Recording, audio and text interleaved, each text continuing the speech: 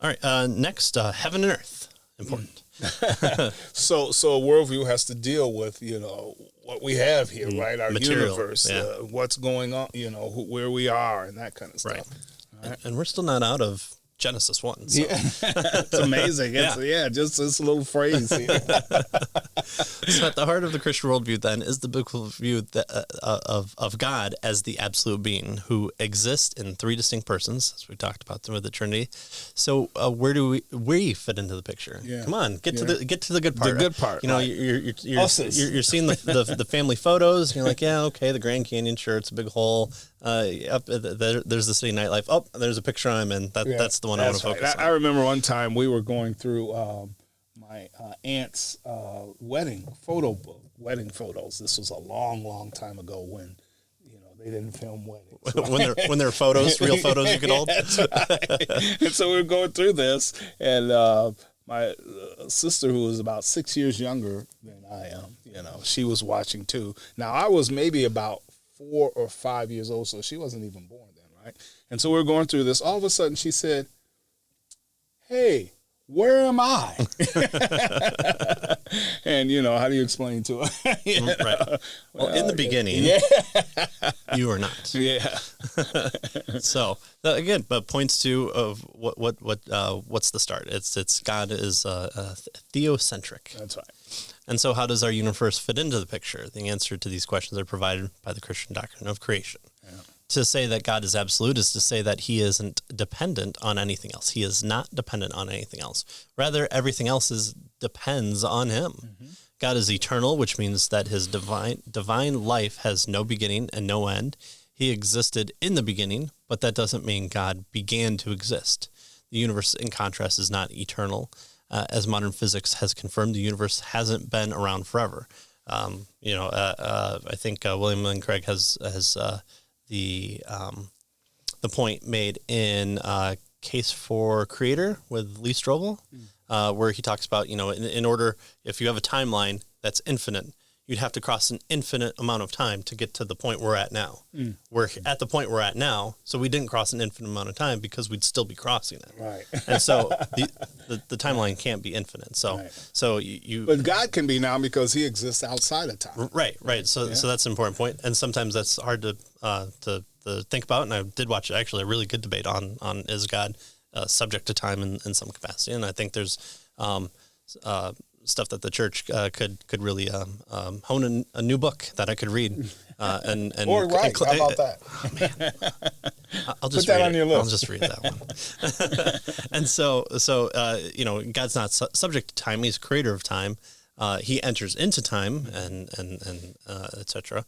But we talk about this doctrine of the creation having a beginning, the Big Bang. If you subscribe to that, it has to bang at the beginning, and it's got to be big. The idea concept of an infinitely existing universe is actually pre kind of Einstein's time period, and so until we get to the model of the Big Bang, then that's when scientists was like, oh, okay. Yeah, and the story is that Einstein was kind of niffed with himself because his calculations showed that. So at the time Einstein was writing some of his writings, they held to this steady state theory, yeah, right, where the universe has always existed. But his calculations, so the story goes, showed that the universe had to have a beginning. Well, if the modern scientific world says no, it's always existed, what do? You either say everybody else is wrong, or you say maybe there's something wrong with my calculations. So as the story goes, he fudged his calculations to make it so that instead of having a beginning, the universe was, had always been here. Mm-hmm. And then once we discovered, that the universe indeed did have a beginning, the story is that he was kind of upset with himself because he could have been the one to discover it. Right.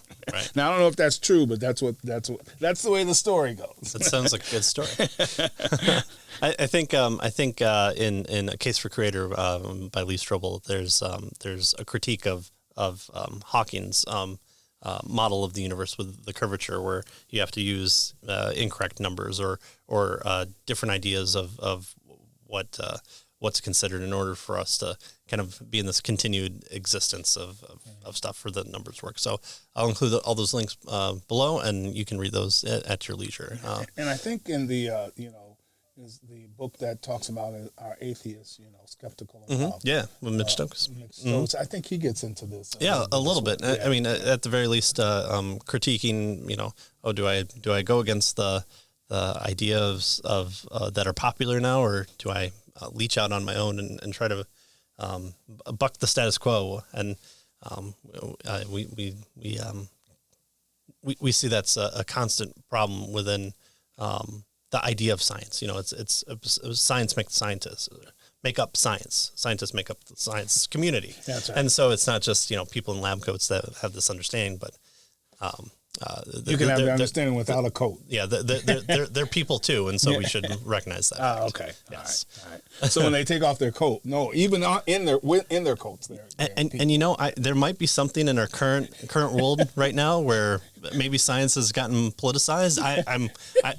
I'm sure that's somewhere on the North Pole that we don't really care about, but. Yeah. All right. So God existed in the beginning, but that doesn't mean God began to exist. The universe, in contrast, is not eternal. As modern physics has confirmed, the universe hasn't been around forever. It had a beginning. So how did it come into being? Where did it begin? Why does it exist at all? Yeah. And so again, we were asking the big questions that all worldviews have to talk about. Right.